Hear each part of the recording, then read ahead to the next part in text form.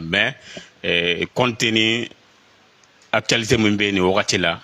a ka kan wagati ni wagati an ka bɔ ka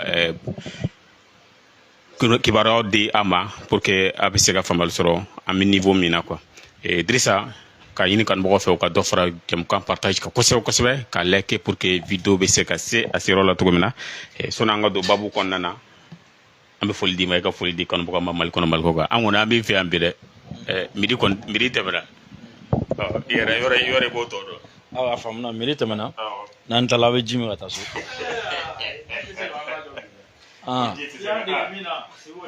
Ouais, mais me répondre ka se ka dumuni feerela wele bi.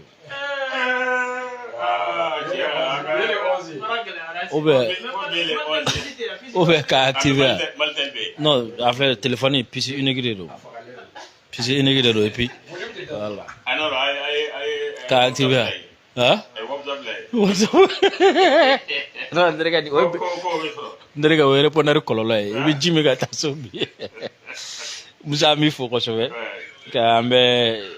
plateforme fɛn fɛn kan an b'u bɛɛ fo mɔgɔ bɛ yan k'a bɛɛ fo bi ye sibiri ka bɛn juillet kalo tile 11 ma san 2026 ka Mali sɔrɔdasi bɛɛ lajɛlen fo nin waati na kɛrɛnkɛrɛnnenya la sɔrɔdasi minnu bɛ k'an lajɛ terrain kan nin waati na an ni fisikaw bɛ k'an lajɛ gawokaw bɛ k'an lajɛ sewarekaw bɛ k'an lajɛ sogolokaw bɛ k'a lajɛ n yɛrɛ kɔrɔkɛ ni den bɛ n'o ye Yakuba Yalikuya a bɛ k'a lajɛ nin waati na k'a fo kosɛbɛ ani fan bɛɛ lajɛlen fɛ u ka ca position na u bɛ k'a lajɛ nin waati na an b'o fo ka tila k'an ka jamana ɲɛmɔgɔw fana fo minnu vraiment n'u sera ka nin volonté politique ka nin sebaaya yan ka assurer an b'olu fana fo kosɛbɛ ka jamanadenw fana fo ka résilience la voilà ka tila ka ennemi fana fo kosɛbɛ u ye opportunité min d'an ma an ka yɛrɛ jɛmɔgɔla kamisiw la ka o fana fo la kosɛbɛ i bisimila. Aya a diyara n ye an fana bɛ fo dantɛ foli min na an nisɔndiyalen don barisabu sura an ka min ye chef d'état-major général ye Élisée Daw ale kɔni a tun bɛ an ka ORTM jɔyɔrɔso sanfɛ a bɔra ka min ye ANEFIS situation a ye baabu caman fɔ a kan babu ninnu kɔni Drissa Mementa an bɛna don a kɔnɔna na kelen kelen ka walawala pour que lamɛnbagaw bɛ se ka faamu sɔrɔ ko to o sigiyɔrɔ la mais sɔnni an ka don o kɔnɔna na kibaruya dɔ fɛnɛ kunu an y'o sɔrɔ min ye Algérie ko ale y'a ka sanfɛla dayɛlɛ anw ye Drissa i bɔlen ka kibaruya in mɛn i bɛ se ka jumɛn fɔ a la. Bon a mɛnna dɔɔni fɛn min ye depuis avril tɛmɛlen kɔfɛ a mɛnna an ye kibaruyaw sɔrɔ n'aw kun hakili b'a la n y'a delila ka sɛbɛn ka page kan o ko dɔ bɛ ka kɛ américains da b'a la Niger da b'a la Mali da b'a la et à l'époque n ka information sɔrɔtɔ la Algérie kun da t'a la kosɛbɛ donc a kun bɛ kɛ Algérie kɔ i m'a faamu bon kunun kelen ka information mɛn i n'a fɔ aw bɛɛ bɔra kalama togoya min na k'a sɔrɔ an ma sigi n'a ye kunun an balila ka a ye ani ka a mɛn et là a ye n bila position min na o ye position de réserve ye fɔlɔ ni nin ko sugu kɛra i b'i yɛrɛ réserve fɔlɔ k'a ɲini k'a dɔnya mun de bɛ sen na fɔlɔ ensuite n'i ye dɔɔni dɔn a la fana k'a fɔ ko mun bɛ sen na halisa i b'i yɛrɛ réserve a ko bɛna kun cɛ jumɛn fana la tuguni i m'a faamu parce que il faut que ne ye communiqué min ye et surtout Mali ni Algérie u ka ɲɔgɔn sirala tagama ou bien ka fɔ ka bɛn kɛ o tagama daminɛli parce que an b'a daminɛ de la nin ye daminɛ de ye voilà walasa ka na ni danaya ye tuguni walasa fɔɲɔgɔnkɔ min bɛ k'olu bɔ yen nin y'a daminɛ mais événement fila bɛ yen o événement fila jouera a kan kosɛbɛ ne ka faamu na o événement fɔlɔ o ye Rusiw ka ministre des affaires étrangères Sergei Lavrov a tun bɛ Niger kɔsɛ in na ani AES ministre des affaires étrangères tun bɛ ka ɲɔgɔn ye donc o ɲɔgɔn ye in kɔnɔ même a ye discours minnu tenu o kɔnɔna la a y'a da maga a la dɔɔni k'a fɔ ko pour que an ka se ka se terrorisme na i b'a falloir que sigiɲɔgɔn jamana minnu bɛ yen nɔ bɛn ka kɛ an ni ɲɔgɔn cɛ ou bien an ka jɛ k'an tɛgɛ di ɲɔgɔn ma ka fɛn ninnu kɛ donc est ce que Niger Algérie délégation dɔ tun bɛ yen wa ou bien est ce que Lavrov tilalen Niger a taara Algérie k'a sɔrɔ a kuma ma bɔ kɛnɛma ninnu fila dɔ la kelen kɔnɔ i m'a faamu soit Algérie tun bɛ Niger de façon mɔgɔ kana bɔ a kalama ou bien Russiw bɔlen Niger u taara Algérie walasa ka kuma kɛ parce que n'i ye communiqué in fila bɛɛ ta et surtout communiqué in partie dɔ bɛ yen o partie na i b'a dɔn k'a fɔ ko dɔ kɔni ye nin démarche in kɛ u ni ɲɔgɔn cɛ jamana fila ni ɲɔgɔn cɛ maintenant mɔgɔ min ye démarche in kɛ jamana fila ni ɲɔgɔn cɛ i b'a senti communiqué fila bɛɛ la k'a fɔ ko jamana in fila bɛɛ dalen don o tigi la donc o kama u ye pas fɔlɔw da i m'a faamu n ko événement fila n ye kelen de fɔ filanan o ye c'est-à-dire ANEFIS kɛlɛ banna le 9 le 10 communiqué au kɛra sira tagama daminɛ la donc est-ce que coïncidence de don wa ou bien le 9 kɛlɛ minnu fana kɛra o fana jouera je dirais le 9 nɔ b'a la fɔɲɔgɔnkɔ mun b'an ni ɲɔgɔn cɛ a tun bɛ groupe fila de nɔfɛ FLA ani JINIM et le 9 FLA ye défaite ta JINIM ye défaite ta donc u bɛna le 9 a yirala diɲɛ bɛɛ la k'a fɔ ko militairement ninnu tɛ s'an na quoi militairement u tɛ s'an na et puis le 9 diɲɛ bɛɛ y'a ye le 9 25 bɛɛ bɛɛ y'a faamu k'a fɔ ko fanga min bɛ yen k'a bin militairement c'est impossible ala ta kɔfɛ fana quoi i m'a faamu wa i bɛ se k'a kɛ quoi ka mɛn k'a kɛ e bɛ sɛgɛn ale fana bɛ sɛgɛn mais c'est impossible ni kɔni bɛ fɛ ka fɛn dɔ sɔrɔ o bolo ni bɛ fɛ ka fɛn dɔ sɔrɔ ou bien ni mɔgɔ ɲɛ fɛn dɔ tɛ ɲɛ k'a bɛ yen i ka segin ka na aw ka segin ka kuma mais fɛn min ye k'a fɔ ko ka mɔgɔw de su ka taga a ka kɛlɛw de kɛ ça peut pas marcher 25 kɔfɛ ANEFIS y'a o certifié siɲɛ kelen quoi et surtout mɔgɔ tɛ yen tuguni i m'a faamu wa voilà mais nin bɛɛ kɔfɛ démarche dɔ kɔni tun bɛ duguma i b'a dɔn diplomatie la diplomatie ye fila ye diplomatie o b'a fɔ diplomatie ma ko diplomatie mégaphone ani diplomatie silencieuse diplomatie mégaphone o ye jumɛn o ye diplomatie min ni diɲɛ bɛɛ b'a kalama ko min bɛ sen na quoi i m'a faamu diɲɛ bɛɛ b'a kalama min bɛ sen na bɛɛ b'aw ye a bɛ aw bɛnna yɔrɔ min na mɔgɔw b'o dɔn a ma bɛn yɔrɔ min na a n'a fɔ min filɛ nin ye Amérique ni Iran ni ɲɔgɔn cɛ o ye négociation min na bɛɛ b'a dɔn bɛɛ b'a point dɔn nin point ka gɛlɛn u ni ɲɔgɔn cɛ nin man gɛlɛn u ni ɲɔgɔn cɛ a bɛ ta o bɛ yen diplomatie silencieuse fana bɛ yen o tagama min bɛ sen na démarche min bɛ sen na mɔgɔ si tɛ bɔ a kalama à part minnu dɔrɔn bɛ a ko la aw si tɛ fɛn fɔ wa hali ni mɔgɔ dɔ kuma dɔ fɔ a kan fana a tɛ kuma o diplomatie la aw bɛ bali k'a ye de soit u bɛnna a la ou bien u ma bɛn a la i n'a fɔ nin communiqué in kɛra cogo min na donc voilà donc comme ça maintenant n y'a f'i ye n ko n'i ye communiqué fila in bɛɛ ta i b'a ye k'a fɔ ko halisa danaya ma na fɔlɔ kelen halisa baara ɲɔgɔnya yɛrɛ ma daminɛ fɔlɔ fila wa danaya ani ka baara yɛrɛ kɛ yɛrɛ o sirilen don min na o ye fo ko dɔw bɛ yen nɔ olu ka ɲɛnabɔ ye fɔlɔ n'i ye communiqué ta o ye communiqué kɛ kɛcogo min na Algérie communiqué kɛ ko surtout ka ministère de la défense olu ye communiqué kɛ k'u ka espace aérien k'u y'a dayɛlɛ u ni Mali ni ɲɔgɔn cɛ kelen filanan fana u ka espace aérien fana mɔgɔ wɛrɛ bɛ se k'a sago ka na Mali la communiqué in point fila de b'a kɔnɔ quoi Mali dɔrɔn tɛ quoi parce que fɔlɔ an ni Algérie ni ɲɔgɔn cɛ espace aérien kun datugulen don wa mɔgɔ kun tɛ bɔ Algérie ka na Mali la avion na mɔgɔ fana tɛ bɔ Mali la ka taga Algérie wa mɔgɔ tɛ tɛmɛ Algérie fɛ ka na Mali la mɔgɔ tɛ ka tɛmɛ Mali fana fɛ ka taga Algérie quoi donc fɔlɔ o y'an fila ni ɲɔgɔn cɛ filanan o ye mɔgɔ minnu fana bɛ n'an fɛ olu fana tɛ tɛmɛ yen fɛ i m'a faamu olu fɔlɔla ka o communiqué kɛ parce que i b'a jateminɛ u ye rapprochement ye naani a bɛ tila bɛɛ bɛ fila ta donc point belebeleba fila a bɛ tila point naani ɲɔgɔn i m'a faamu par exemple anw bɛ fila kɛ olu bɛ fila kɛ o fila ye jumɛn olu b'u ka espace dayɛlɛ anw m'an ka espace dayɛlɛ u ka ambassadeur min na an ka ambassadeur bɛ taa donc olu bɛ fila kɛ anw bɛ fila o de la n ko naani don sinon point fila olu bɛ fila kɛ anw bɛ fila kɛ mais n'i ye communiqué lajɛ i y'a ye u ye kelen kɛ anw ye fila kɛ u sɔrɔla ka filanan kɛ n'est-ce pas olu ye pas fɔlɔ kɛ ɔ walasa halisa k'a dɔn parce que yɔrɔ dɔ y'a fɛ n ko nin ko in na i b'a sɔrɔ mɔgɔ dɔ de bɛ yen nɔ négociateur dɔ de bɛ yen i m'a faamu wa non n ye pisi yɛrɛ d'i ma kuma daminɛ la fo n'a sɔrɔ ni ɲinɛna i m'a faamu wa voilà donc o la a bɛ dépend parti fila bɛ ka danaya ka ɲɛsin olu ma i m'a faamu maintenant ni parti fila bɛ ka danaya bi olu kan parti fila bɛɛ b'u bonya donc diyagoya don parti bɛɛ bɛ pas dɔ kɛ ka i réserver négociateur médiateur ka danaya kama et médiateur fana ka danaya kama partout obligé len fana ka acte dɔ poser i m'a faamu par exemple médiateur min bɛ duguma n'o bɛ ka nin baara kɛ a kumana Mali fɛ a kumana Algérie fɛ Algérie ye dɔ fɔ a ye Mali ye dɔ fɔ a ye n'est-ce pas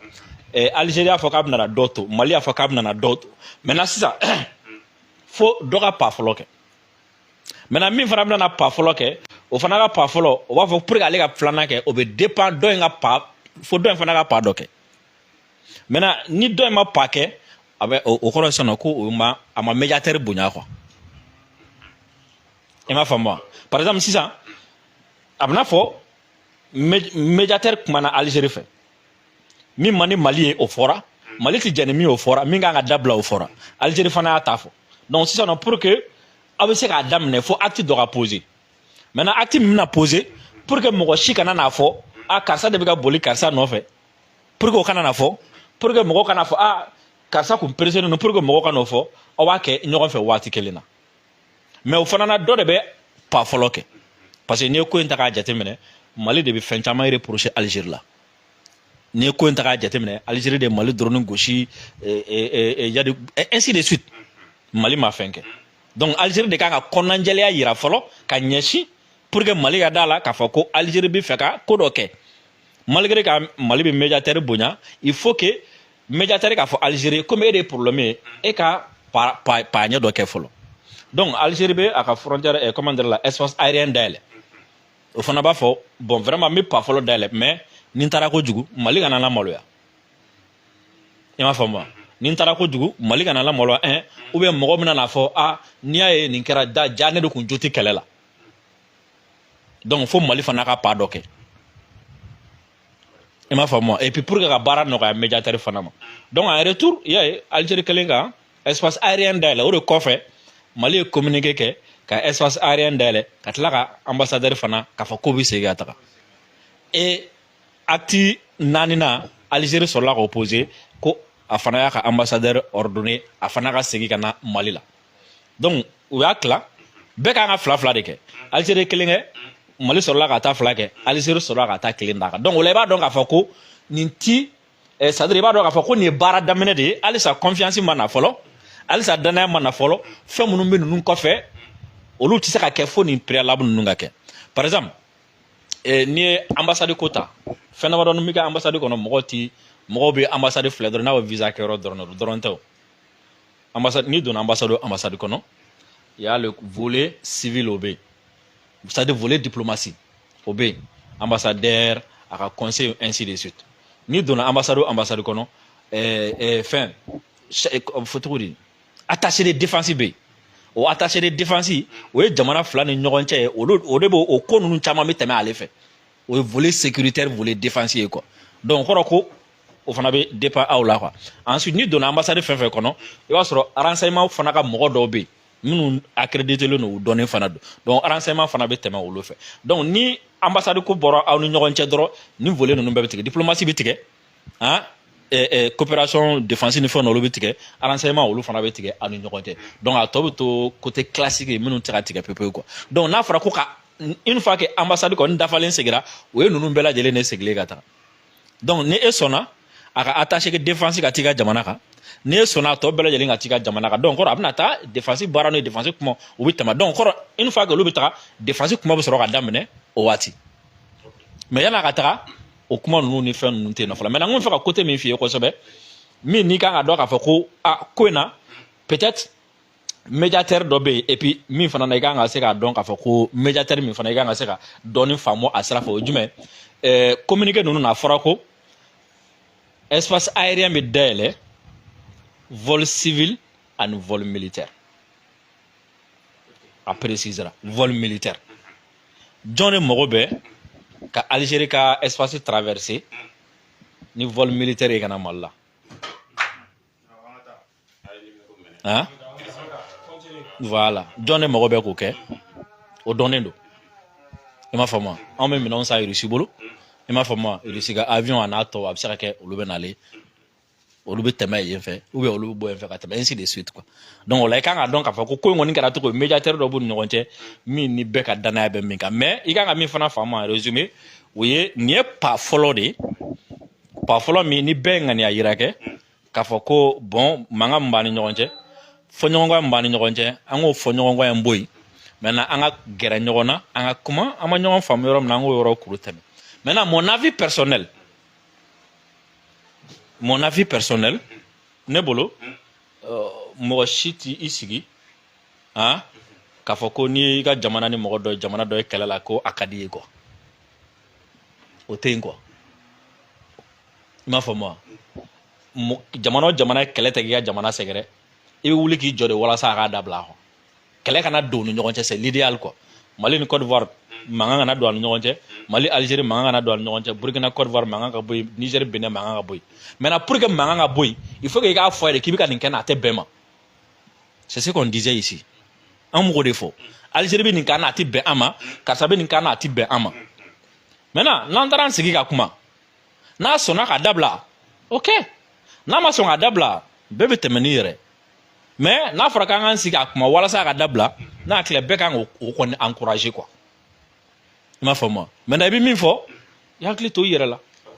Idrissa an y'a ye k'a fɔ communiqué in kɔni kɛra maa caman ye ɲininkali kɛ min ye anw ni Algérie cɛ fɛn dɔ bɛ yen nɔ gɛlɛya bɛ yen nɔ yalama gɛlɛya ninnu bɛɛ y'i dan dɔ wa gɛlɛya ninnu wulilen don wa basabu ko dɔw yɛrɛ ko ten k'an kana na sɔn ko parce que an bɛ kɛlɛ min kɔnɔna na tuma caman an kɛlen k'an tɛgɛ ɲɛsin Algérie ma yalama est ce que u bɛ na u jogo dabila.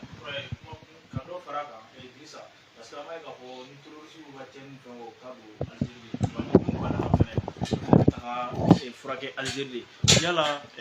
ni kɛlɛ kɔfɛ est-ce que Algérie bɛna na sɔn u ka continuer k'a k'a fɛ yen bilen wa an bɛ fɛ k'o de dɔn parce que o de fana an ka inquiétude fanba ye ko in na quoi terroristes dɛmɛ an contre la.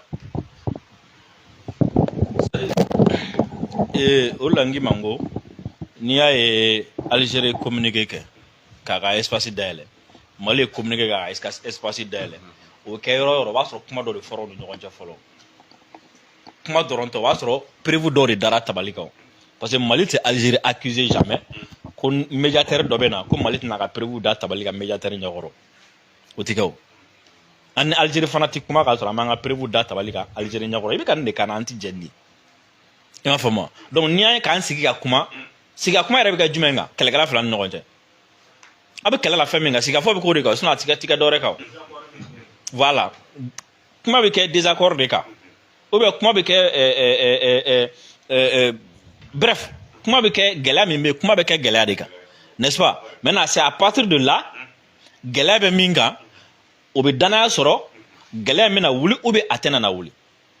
parce que e tɛ se k'a fɔ an kana sɔn ne tɛ se k'a fɔ an kana sɔn parce que e ni ne tɛ terrain kan e taara o ye min fɔ o ni ɲɔgɔn cɛ e taara Algérie concession min kɛ e taara an ka mɔgɔw ye concession min kɛ e bɛ se ka min souhaiter o ye jumɛn ne yɛrɛ bɛ se ka min souhaiter o ye jumɛn kɛlɛ kana kɛ Mali ni Algérie ni ɲɔgɔn cɛ mankan ka bɔ an ni ɲɔgɔn cɛ o ye fɔlɔ ye n bɛ se ka filanan min fana souhaiter o ye jumɛn Algérie tun bɛ ni terroristes minnu bɛ Algérie b'u kɔfɛ rebelle minnu ni Algérie b'u kɔfɛ a ka bɔ u kɔfɛ i m'a faamu wa ni kuma ma se ka a bɔ u kɔfɛ e ma an b'a bila yen kɛ i m'a faamu wa k'a fɔ an b'a bila yen kɛ jamana caman bɛ yen nɔ an bɛ k'olu accuser o espace aérien tigɛra an n'olu ɲɔgɔn cɛ de a tigɛra an ambassadeur bɔra yen nɔ o ma bɔ yen n y'a fɔ n ko nin ye ça c'est des préalables i ka même n y'a mɛn mɔgɔ dɔw da ko peut-être espace aérien bɛ fɛ ka dayɛlɛ Algérie bɛ fɛ ka dayɛlɛ parce que k'a bɛ fɛ k'a ka banabaatɔ évacuer a don ta a bɔra tan non ça c'est vraiment olu kuma ninnu kɔni ye mɔgɔ min ti fɛn ninnu dɔn yɛrɛ quoi i m'a faamu Algérie tɛ se ka don avion Mali la ko Mali de sɔnna k'a ka don n'a ka avion Mali la ko ka taa bana mɔgɔ dɔw don kɔnɔ ko Mali tɛ min kalama ça c'est pas possible i m'a faamu n'a fɔra ko espace aérien dayɛlɛ la o kɔrɔ tɛ ko Algérie bɛ taa jigin Mali dugukolo ko yɔrɔ bɛɛ ka d'a ye quoi espace aérien dayɛlɛli kɔrɔ ye jumɛn avion jigin yɔrɔ de bɛ yen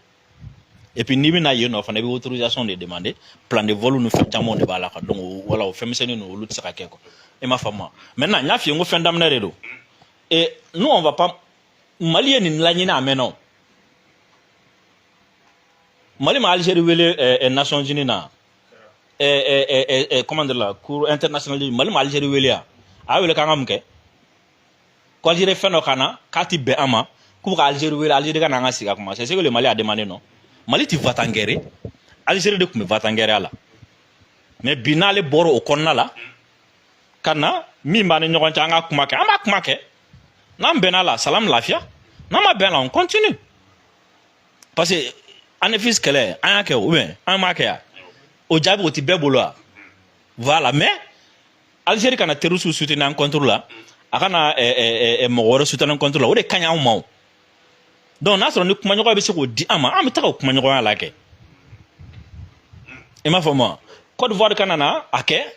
na so ni kuma ñogo be se ka a to Côte d'Ivoire bo dabla ñogo ci am ta kuma keke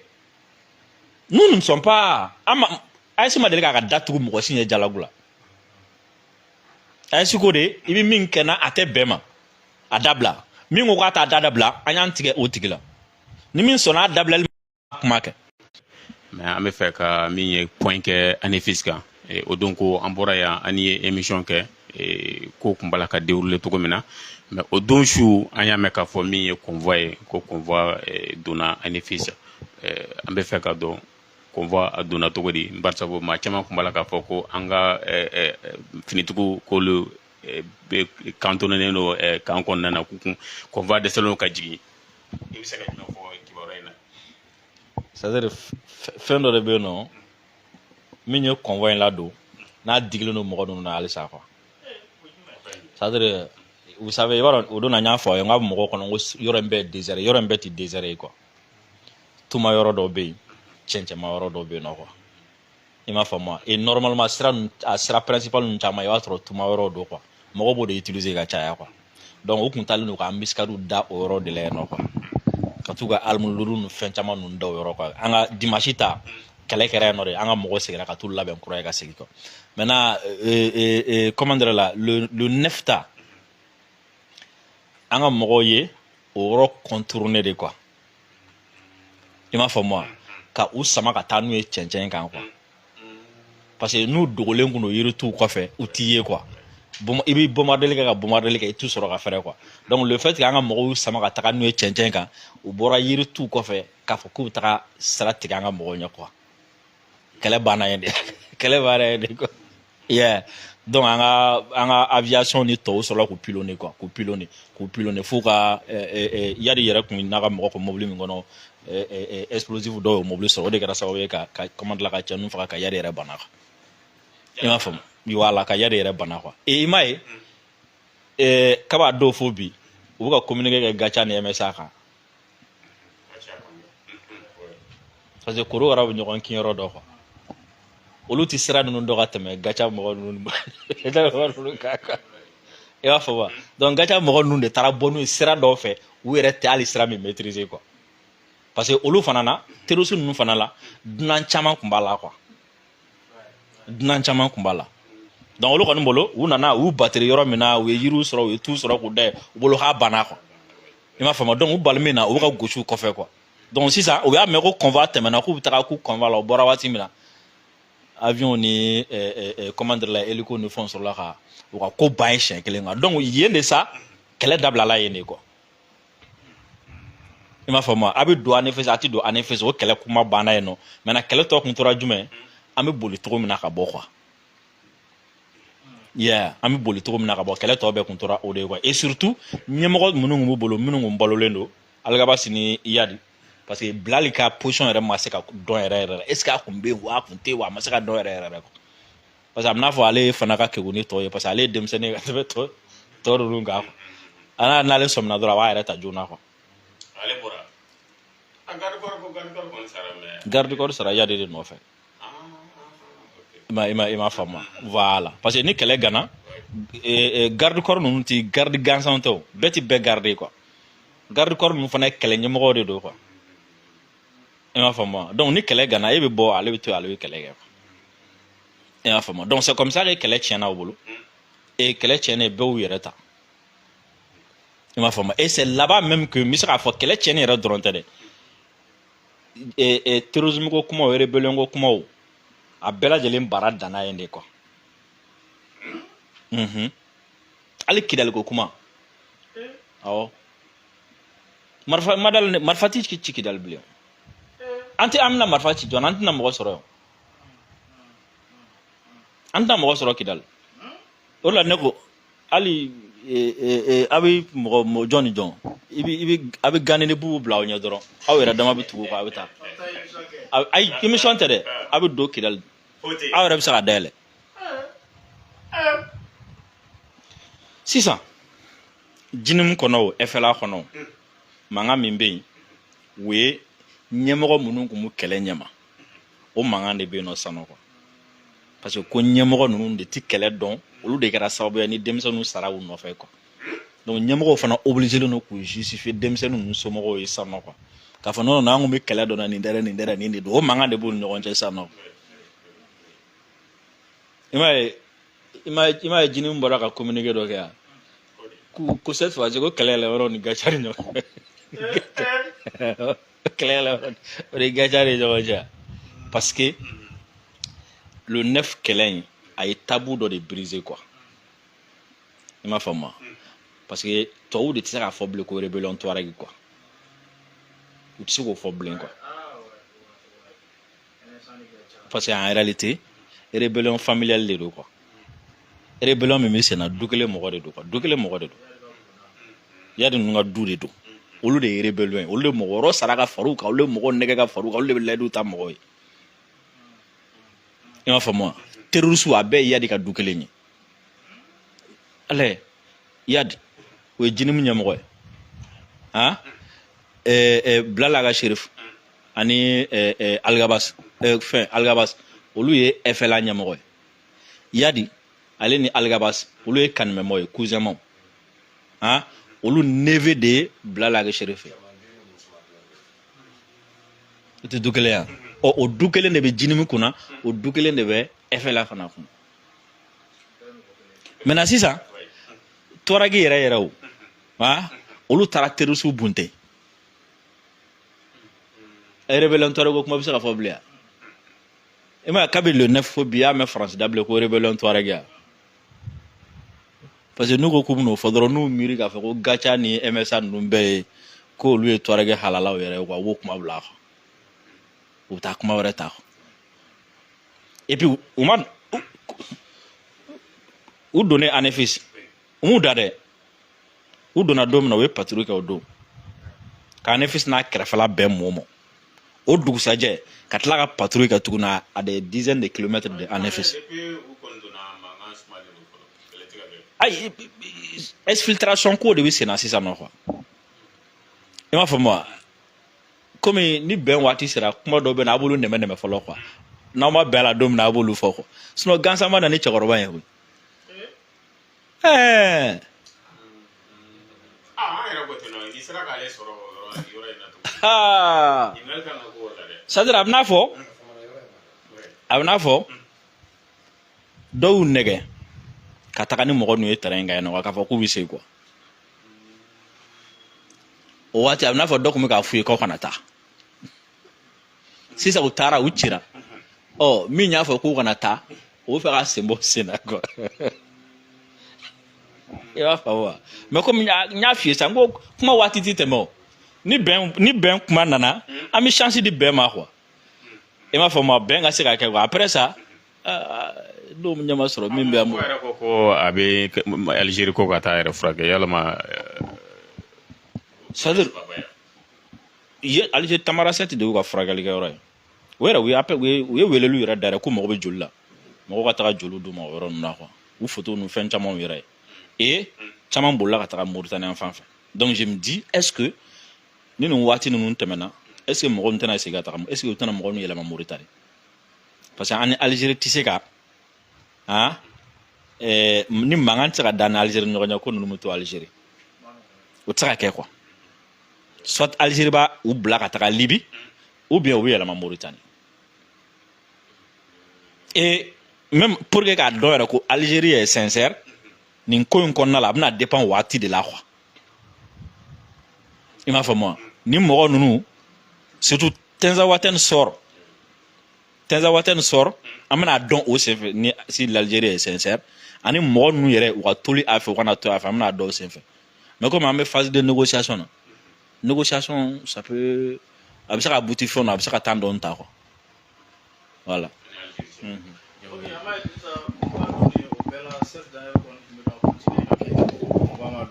Kunu i yɛrɛ ye u ka page fɛn kɛ ka bila k'a fɔ ko n'u t'a kalama ko convoi donna yala i bɛ se ka jumɛn fɔ o la ale dun bɛ k'a fɔ ko convoi in ko fɛn bɛɛ b'o de bolo ko n'o kɔni sera ka don ANAFIS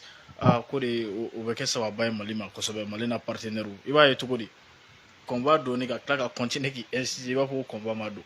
laɲini jumɛn b'o kɔfɛ. Fɛn min ye olu ta in yɔrɔ i b'a dɔn depuis kɛlɛ yɛrɛ de daminɛna fo ka na se bi ma journaliste bonya bɛ yɔrɔ dɛ mais professionnels ye ko dɔ yira an na komi n'anw ma sigi n'a ye walayi u bonya bɛ yɔrɔ yɛrɛ de kan mais fili fɛn fɛn yɛrɛ ko in na a yɛrɛ professionnel de ka fan fɛ kunu sura Serge Daniel ye kalo ko dɔ kɛ quoi c'est à dire à part ça ni Serge Daniel bɛ malo a man kan tɛ ka kuma diɲɛlatigɛ yɛrɛ la n'a sɔrɔ ni RFI bɛ ka a kɛ u ka correspondant de ko journalisme de kama u tun kan ka gɛn sura walayi bilayi Serge ka publication filɛ sura comment dirais là tigɛ wɔrɔ ɲɔgɔn kɔ a fara ka ca Serge Daniel de filɛ nin ale dɛ a ka compte X kan Twitter kan a filɛ Mali ye communiqué fɔlɔ min Mali ye communiqué min kɛ ka espace aérien dayɛlɛ k'an ka ambassade la segin ka taga o communiqué in dɔ taara fo communiqué dɔ dilan Mali tɔgɔ la i m'a faamu o fo communiqué in kɔnɔ o tigi y'a sɛbɛn a kɔnɔ ko Asimi ye Tebu nin wele u kumana u ye badenyaw kɛ u ye ka manamanakan caman fɔ a kɔnɔna la Serge Daniel y'o communiqué de publier o fake news de publier a ka compte X ka filɛ a y'o de publier a ka compte X kan après n'a hakili b'a la sɔrɔ ne vidéo kunkurunin dɔ kɛ ka sɔrɔ ka démenti k'a fɔ ko version fila bɛ ka yala n ko kelen tiɲɛ kelen tɛ tiɲɛ Serge Daniel de tun y'a kɛ comment est-ce que ale ɲɔgɔn professionnel tɔ ale bɛ se ka taga Mali ka communiqué ka taa fake news kɛ o place la ale yɛrɛ plus tard ale yɛrɛ de segira ka na tuguni a titre filɛ Mali Algérie le vrai communiqué de dégel côté malien donc kɔrɔ k'a ye fɔlɔ min publié ale yɛrɛ ko k'o ye fou ye a ma effacer a b'a ka page a b'a ka chaîne kan a ye fake news in partagé fɔlɔ kɔsa fɛ an kɛlen k'a fɔ k'o ti tiɲɛ a sɔrɔla ka segin ka na ko le vrai communiqué a filɛ nin a nana ni tiɲɛ ta ye Serge Daniel ayi dɛ hɛni tɛ dɛ nin tɛ hɛni ye dɛ nin ye a ta ka c'est à dire u bɛ min fɔ o de ye nkalon ye quoi information t'a bolo de quoi information t'a bolo wa et puis u tɛ a information di kama quoi u y'an tɔɔrɔ quoi professionnel tɛ sinon nin fili tɛ k'ale sɔrɔ il suffisait seulement que i ka kɔnɔni kɛ dɔɔni dɔrɔn i ka gouvernement ka site kɔnɔ olu bɛna publier o mais fake news ka t'o publier Mali kan Serge Daniel de y'a kɛ sɔrɔ donc là i kan ka dɔn ko n'a sɔrɔ tiɲɛ yɛrɛ la n'u b'a employé de ye parce que ko journaliste de don nin senfɛ u tun b'a gɛn mais o la i b'a faamu nin fɛ k'u t'a employé ko journaliste o b'a employé de parce que i n'a fɔ u yɛrɛ b'a fɔ cogo min na u mago bɛ mɔgɔ de la mɔgɔ min bɛ bɔ a yɔrɔ la ou bien mɔgɔ min o yɔrɔ la mɔgɔ ka surun min bɛ sɔn ka a yɛrɛ ka mɔgɔw lagosi k'u kɛlɛ u ye o mɔgɔ bɛ mɔgɔ de la. n'u ka plateau jateminɛ an y'a k'a fɔ a bɛɛ ye farafinw de ye farafinw de don mais o fana bɛ jigin Afiriki fana kan. u b'a bɛɛ kɛ ten de u bɛ farafinw de ta ka na u bila hali ni tubabu kelen min nana u cɛla i b'a ye o tubabu b'a ka kuma mesurer dɔɔni u bɛ farafin dɔw de ta ka n'olu de bila ka manamanakan caman fɔ an ma quoi et puis il y a eu communication min kɛ autour ANAFIS ko in Sura de u commencera k'a fɔli daminɛ ko Mali armée ye succès kɛ ANAFIS quoi sinon an ye le 9 kɛ u ye bangaye k'a la ka 10 kɛ u ye bangaye k'a la quoi et puis u bɛna kuma daminɛ waati min na ko non ko terroriste ko olu ye Kidali ANAFIS k'u bɔra ANAFIS kɔnɔ o ka bɔ wa marifatigi fila bɛ kɛlɛ la i bɛ bɔ de ayi dɛ marifatigi fila ka kɛlɛ kɔni ni min taara a bolila de quoi sendɛkɛ dɔrɔn de bɛ se k'i kisi ye quoi je pense que nous ye leçon ye maliyɛn bɛɛ bɛ se ka min tirer africain bɛɛ bɛ se ka min tirer ANAFIS nana fɛn min yira an na quoi Et on peut dire que Anefis yanga gɛlɛya wulili daminɛ fana ye tuguni quoi. Voilà. Ok. Mais Drissa sonanga bo Anefis konana anya ka fo min ye kibaro do kumbe commandant de zone ka Maïga alena ka troupe ale yɛrɛ kun ka précisément kuma caman kun bala ka fɔ a kan dɔw kun bala ka sara a beta kuma fɔra mais sura o bɛ kuna sini wɛrɛ o bɛ sura yɛrɛ an y'a ka video dɔ ye wɛrɛtɛmu ka i bɛ se ka jumɛn fɔ nin na. Bon nin bɛɛ ye dɛsɛ de ye quoi i m'a faamu wa aw ko k'a ye Anefis minɛ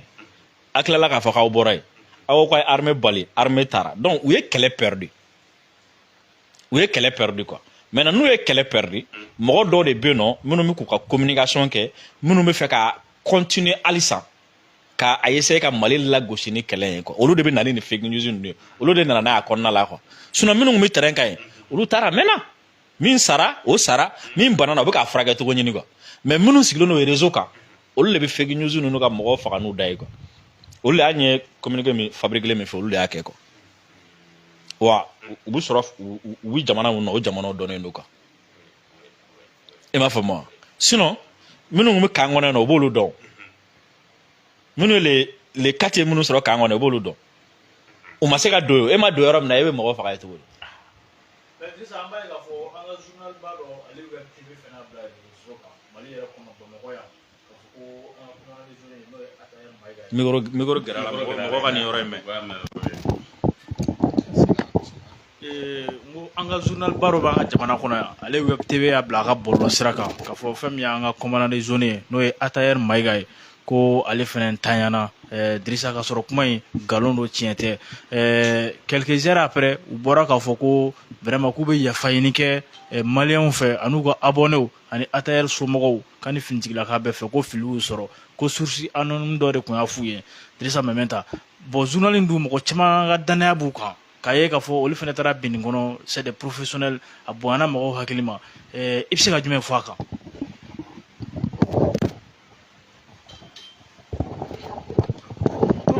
Premièrement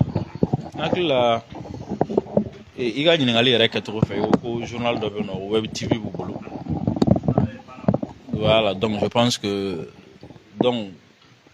vidéo mani lagosi kun de pour que an ka bɔ kuma na mɔgɔ wɛrɛ k'a ta an place la wa ou bien jumɛn c'est pas o ye fɔlɔ ye filanan ye min ye je pense que bɛɛ bɛ se ka i ka remise en cause kɛ sisan nɔ quoi donc u k'an to yen dɔrɔn u k'an to yen n'an ka filiw n'an ka erreurs ye k'a dɔn k'a fɔ k'ale professionnel yɛrɛ b'a kɛ quoi donc au lieu que mɔgɔ ka n'u nɔrɔ anw na vidéo maniw de y'a don tan vidéo maniw b'a bɔ tan o mɔgɔ ka dɔn k'a fɔ k'ale professionnel yɛrɛ b'a kɛ quoi professionnel bɛ fili yɔrɔ min na fo ka taga mɔgɔ dɔ faga k'a sɔrɔ a ma faga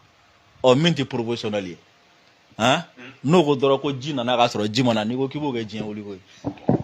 ou bien ka taa fɔ ko nkalon fɛn bɛɛ tigɛ k'a bɛɛ olu de nɔ ye hakili la nin ye dalu ye san kɔni k'a dɔn an k'an fara ɲɔgɔn na quoi n'an k'an fara ɲɔgɔn na bɛɛ ka tɛmɛ n'i ka baara ye han bɛɛ ka tɛmɛ n'i ka baara ye bɛɛ bɛ se ka fili et puis fili in tɛ mɔgɔ dɔ de ka baara tɛ quoi k'a fɔ ko dɔw de bɛ yen nɔ olu de bɛ k'a bɛɛ tiɲɛ olu de bɛ nkalon fɛn bɛɛ tigɛ olu de b'a tigɛ a ti tiɲɛ ye quoi nin ye preuve de ye quoi k'a fɔ fili bɛ se ka bɛɛ sɔrɔ nkalon bɛ se ka bɔ fan bɛɛ fɛ o la n'an ye nin faamu sisan an bɛ ɲɔgɔn to yen bɛɛ k'i concentré i ka ko kan mais n'a sɔrɔ kɔni ko dɔw kun jigi dalen don a kan ko nin bɛɛ kɛlɛ kun ye vidéo man don ta u bɔra tan a ye loi wulu nɔfɛ a ye fɛn wulu nɔfɛ pour que u fana ka t'u ka web TV créer o la sisan nɔ u ɲɛ b'a la ko web TV de mɔgɔ wɛrɛ bɛna t'u taw créer ka tɔw ta datugu o fana o ye kɛlɛ wɛrɛ de ye sisan quoi. Donc Drissa min ye an ka chef d'état-major général ye ale kɔni tun bɛ an ka jabaramuso sanfɛ o thème la a kun b'ala ka explication di Anefis ko minnu kɛra a kɔnɔna na a yɛrɛ y'a jira k'a fɔ tile fɔlɔ la jugu ninnu kɔni ma se ka don mais k'u taara ka tila ka t'u labɛn u ni minɛn kuraw minɛn camanw tilala ka na tuguni ko ala ni an ka armée ka professionnalisme fɛ u sera ka o minɛn ninnu caman détruire a ka kɔrɔfɔ sura i y'a lamɛn e bɛ se ka jumɛn fɔ a kan. bon n'aw hakili b'a la carburant ko daminɛlen ne delila ka kuma dɔ fɔ yan nɔ fɛn chef d'état-major sigira a kuma ne delila k'a fɔ yan nɔ n ko carburant ko in n ko a bɛna an sɛgɛn n ko mais en quelque sorte n ko bénédiction dɔ don an ma quoi parce que an bɛ kɛlɛ min na n'o ye terrorisme kɛlɛ ye ni terroriste min attaqué i t'a yɔrɔ dɔn quoi en général n'a min attaqué fana i t'a dɔn minɛn min b'a bolo i t'a ka minɛn fana don yɔrɔ dɔn quoi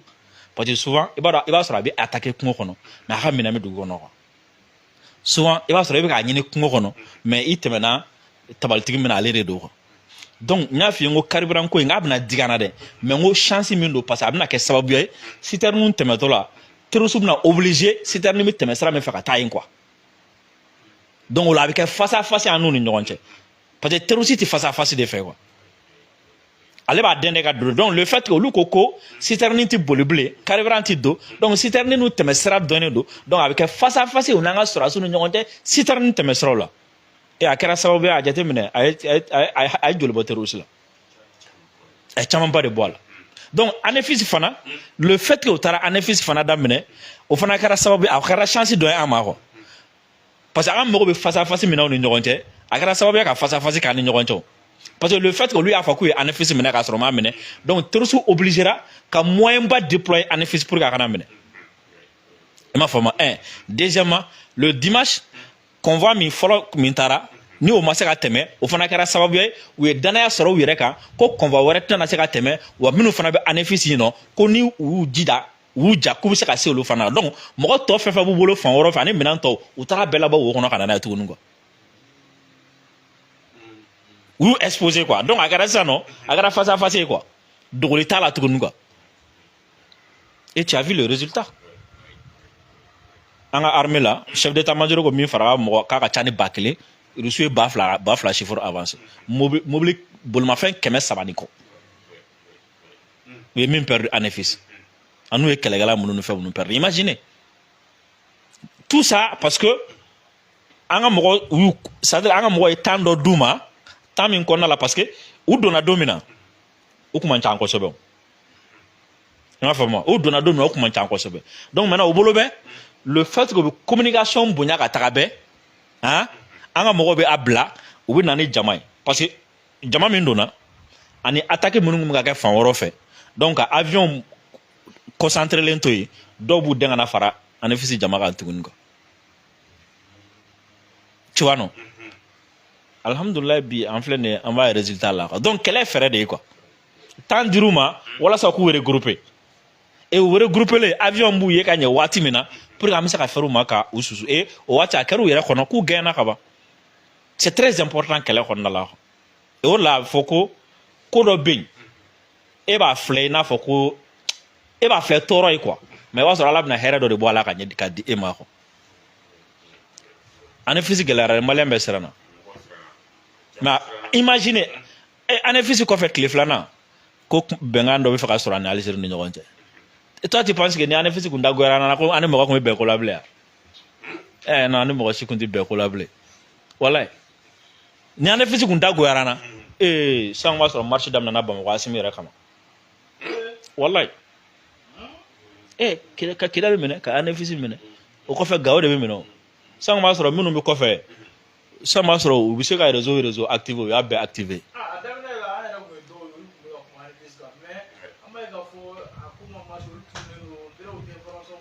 o b'a kalama a kɛra maloya de y'u bolo quoi a kɛra maloya ye quoi parce que maloya ni jigilatigɛ mɔgɔ baden de bɛ yen nɔ minnu y'a faamu à partir du 9 k'u ka plan tɛ se ka marcher mɔgɔ baden de bɛ yen a bɛ opposition na a bɛ journaliste la minnu sigilen don kɔfɛ a b'u la quoi a bɛ jamanaw yɛrɛ la minnu y'a faamu en réalité anw bɛ fɛ ka nin fanga in binni min kɛ diyagoya la ni kɛlɛ ye c'est pas possible a tɛ se ka kɛ quoi donc n'a tɛ se ka kɛ an bɛ mɔgɔ minnu utiliser walasa ka u bin olu kɔni bɛ jigila de bɛ tigɛ fɔlɔ parce que e ka maître bɛ fɛ k'e suge bila mɔgɔ min na walasa a ka se o la ni e sɔmina ko e ka maître yɛrɛ bɔra a kalama ko e tɛna se o la ale yɛrɛ tɛna se o la donc e kɔni b'a kalama k'a ko e ka baara tiɲɛna yen de fɔlɔ donc u caman ɲɛ b'a la u ka baara de tiɲɛna o k'a fɔ u ka baara de tiɲɛna o n'a sɔrɔ ni mɔgɔ min taara i sigi Algérie sisan ka Mali kɛlɛ ni Mali ni Algérie bɛnna totogo b'e la ye Faransi bɛ segin ka n'a la tɛmɛ walayi Mali la Faransi bɛ segin ka n'a la tɛmɛ wa o ta juguya ka tɛmɛ nin kan ni Faransi bɛ fɛ ka segin a tɛna mɛn kalo ko ni sanko don a bila i kunna o bɛna daminɛ min na i b'a dɔn a bɛna daminɛ mɔgɔ gɛn de la i bali ka mɛn dɔrɔn ko karisa tun bɛ mali dɔgɔya faransi kosɛbɛ k'u y'a minɛ ko parce que k'a binna dɔ den kan k'u y'a minɛ c'est à dire u bɛ prétexte dɔ ɲini quoi u bɛ se k'e minɛ cogo min na k'e neutraliser k'e bɔ jeu kɔnɔ quoi n'u m'i minɛ papier ko la u kɔni bɛ ko dɔ fɔ k'i minɛ pour que ka se ka gɛn cogo sɔrɔ la i tulo ma da minnu bɛ faransi ye ni min ka kɛ o ka taa Urumani bɛ Slovenie joona.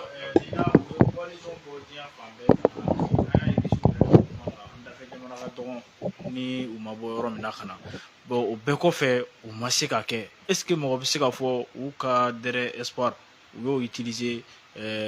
ANEFIS la wa an ka sɔrɔsi ɲɛmɔgɔw bɛɛ y'a yira k'a fɔ ko ANEFIS tɛ laɲini ye ko an bɛ taa an ka dugukolo bɛɛ lajɛlen de nɔfɛ u bɛ se ka jumɛn fɔ o kan. an man tɛ ka ɲinɛ aspect min kɔ c'est vrai an tila aw bɔra a kalama an delila ka émission yɛrɛ k'a kan u tun bɛ recrutement na Sénégal u tun bɛ recrutement na Guinée u ye recrutement kelen kɛ Côte d'Ivoire Sénégal ninnu ni Guinée u sera ka u taw dan sira la donc jamana minnu ma se k'u taw dan sira la olu mɔgɔw nana parce que c'était l'assaut final i m'a faamu maintenant ni assaut final ma marché il faut être extrêmement vigilant ni assaut final ma marché parce que u donna ni mɔgɔ minnu ye u bɛna ɲini ka bɔ a bɛna fɔ sisan nɔ ni i kɔnɔ jara sisan gazi min b'i kɔnɔ n'a ma bɔ yɔrɔ sɔrɔ a bouton bɛ k'i la n'est-ce pas voilà i y'a ye kɔsa in na attaque misɛnninw bɛ ka kɛ centre kɔnɔ u bɛ bɔda ɲini de la quoi k'a fɔ u bɛ bɔda ɲini de la quoi u tɛ se ka yɛlɛ ka taga sanfɛ tuguni donc u bɛ jigin ka na sisan de ka bɔda ɲini quoi et en ce moment là ils sont extrêmement violents parce que u ye jigilatigɛ de waati u bɛ jigilatigɛ kɔnɔ quoi parce que u ti terrorisme wo attaque wo ka carburant o t'o la bilen dɛ u bɛ se ka bɔ Mali kɔnɔ cogoya min na quoi donc o de la i b'a mɛn Mali ka position dɔ tun bɛ centre la yan fɛ u y'o attaqué dɔw yɛrɛ tɛ dɛ bɔda ɲini de don quoi donc u b'o bɔda min ɲinina sisan an kɛrɛfɛ jamanaw bɛɛ jɔrɔlen don sisan parce que n'u sera ka surunya min ka frontière la u bɛ don o tigi fɛ yen wa n'u donna i fɛ yen n'u kɔngɔtɔ donna i fɛ yen u bɛ taa tiɲɛni kɛ ka dumuni ɲini k'a dun wa n'a sɔrɔ nafolo min lɛdu tar'u ye yan ko nafolo bɛna d'u ma kɛlɛ tiɲɛna nafolo ma d'u ma n'u bɔtɔla donna jamana o jamana u bɛ taa nafolo ɲini o de parti yɛrɛ o y'a danger ma yɔrɔ ye quoi et puis o bɛna caman bila ka boli a nɔfɛ tile fila jamana caman bɛna boli a nɔfɛ tile fila na pour que olu bɛ se ka kisi nin yɔrɔnin ma quoi parce que a jateminɛ rusiw m'a fɔ ko ba fila fagara k'u nana ni min ye k'a bɛ ba duuru bɔ ba fila fagara an ka kɛ ba kelen banana ba fila kun a tɔ tɛ ba fila ya ba fila ni min sera ka boli ka don Algérie u bɛ boli ka don Algérie ni min sera ka boli ka don Mauritanie u bɛ boli ka don Mauritanie ni min ma se ka Algérie ni Mauritanie sɔrɔ u bɛ suru ka na centre kan n'u nana centre kan u bɛ mun kɛ u b'a essayer de sira minnu bɛ taa frontière la u bɛ n'o siraw de ta o la an ka position fɛn fɛn b'o frontière siraw la u bɛɛ kan k'u hakili to u yɛrɛ la sisan parce que u bɛɛ ye cible ye quoi voilà. ok Dirisa mais an y'a k'a fɔ sani an ka bɔ jamukan kɔnɔna na ni an bɛ nin kɛlɛ in na kibaruya an bɛ se k'a fɔ kunnafonidila dɔw bɛ yen nɔ minnu bɛ kɔfɛ olu ka wale yɛrɛ kɛra sababu ye min ye ka se ka terroriste min b'a la ka baara min kɛ ka yakubaya an ka kunitigiw kan yalama e b'olu ka communication i b'a ye cogo di juguya don aw bɛ jumɛn don. bon u bɛ baara la u bɛ baara la ko fiyɛntɔ bɛ dɔn ka n'a sara ye u bɛ sara de parce que jamana damadɔninw bɛ yen nɔ olu tun ye faransi mɔgɔ baden ye recruter hali Algérie y'a moment dɔ la a tun ye mɔgɔ baden ye recruter i m'a fɔ ma ne m'a f'i ye n ko jigilatigɛ in kɛra le 9 de yan k'u kungo o don na dɔ bɛ yen dɔ bɛ yen a sigilen don kɔfɛ a bɛ Mali kɔni a bɛ terroriste ka an bɛɛ b'a dɔn yan mais n tɛ n'a tɔgɔ de fɔ ye n tɛ n'a tɔgɔ de fɔ ye bɛɛ y'a wele k'a dɔgɔya kɔ dɔw y'a wele k'a dɔgɔya k'a bɛ ka jamana buruja kɔ e yɛrɛ ye min fɔ i b'a dɔn ko n'ale ye baara sɔrɔ Mali administration na san o san k'ale bɛ segin ka na Mali la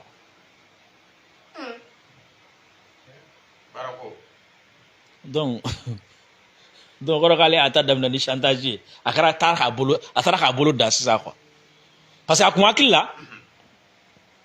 ko Asimi ninnu bɛna bin nin ko in senfɛ fanga min bɛna nale i m'a faamu wa olu bɛna baara d'ale ma quoi i m'a faamu wa bon ni barika ban yɛrɛ tɛ o de la quoi mɔgɔw kan ka to ka ɲininkali kɛ quoi ni dɔw ba y'u ba ye quoi sinon cogo di e bɛ se k'i ka minɛnw cɛ ka taa tunga fɛ maliyɛnw taara Congo ye miliyari sɔrɔ maliyɛnw taara Côte d'Ivoire ye miliyari sɔrɔ e ka taa fo États-Unis ka tila ka dɛsɛ baara la ka dɛsɛ wari la f'e ka obligé ka fara terroriste de kan walasa i ka se ka na baara sɔrɔ Mali la ou bien ka se ka wari sɔrɔ i bɛ États-Unis i kan ka ɲininkali de kɛ o e kan ka ɲininkali de kɛ quoi n'a sɔrɔ ni i parent fila la ni dɔ ma kojugu dɔ kɛ dɔ la quoi walayi sinon e ka jateminɛ i bɛ maliyɛn sɛbɛlama jumɛn dɔn i bɛ maliyɛn barikama jumɛn dɔn k'o taara tunga la k'o bɛ États-Unis ko o ti ka États-Unis jɔ yan o de bɛ ka mɔgɔw ta yan d'ailleurs a ti f'i ye ko diaspora san o san diaspora ka 700 milliards 1000 milliards u b'o de don ka na Kayikaw ye Kayi jɔ Segukaw ye Segu jɔ mais e bi tunga fɛ ye o jamanaw kan ye minnu ka dɔrɔmɛ bɛ bɛn an ka 100 ma ka dɛsɛ ka baara ɲɛnama kɛ ka dɛsɛ ka wari sɔrɔ fo k'i obligé tuguni ka chantage kɛ maliyɛnw de la minnu bɛ yan nɔ ka chantage kɛ maliyɛnw de la olu ka tila ka e balo k'e to Amérique cɛ non an b'a fɔ dɔrɔn vraiment i ba de y'a k'i la aya ne bɛ sɔn ka da sigi an ka bi sigi la kuma an bɛ kuma gulo o kan ka bɛɛ lajɛlen fo ka bɛɛ lajɛlen waleɲuman dɔn k'a fɔ a kan bɛn wagati wɛrɛ inchallah